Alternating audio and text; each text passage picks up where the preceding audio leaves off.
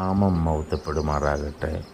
വിശുദ്ധ മത്തായിയുടെ സുവിശേഷം 5-ാം അധ്യായത്തിൻ്റെ 13-ാമത്തെ വാക്യത്തിൽ കർത്താവായ യേശു ക്രിസ്തു തൻ്റെ ശിഷ്യന്മാർ ആയിരിക്കുന്നവർക്ക് വേണ്ടി പഠിപ്പിച്ചു കൊടുക്കുന്ന ഒരു പാഠമാണ് ഇന്ന് നമ്മൾ ധ്യാനിക്കുന്നത്. നിങ്ങൾ ഭൂമിയുടെ ഉപ്പാകുന്നു. ഉപ്പിന് കാരമില്ലാതെ പോയാൽ അതുകൊണ്ട് യാതൊരു പ്രയോജനവുമില്ല. കർത്താവിൽ പ്രിയരെ, ഉപ്പിന് അതിൻ്റേതായ ഉപ്പ് രസം വരുത്തുന്ന കാരമില്ലാതെ പോയാൽ അതുകൊണ്ട് ഒരു പ്രയോജനവുമില്ല, നമ്മളെടുത്ത് കളയത്തേ ഉള്ളൂ.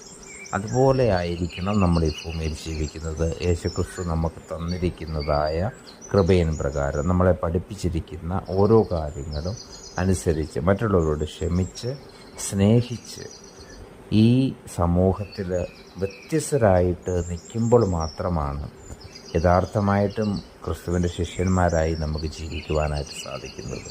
ഈ വചനത്താൽ ദൈവം നമ്മെ അനുഗ്രഹിക്കട്ടെ.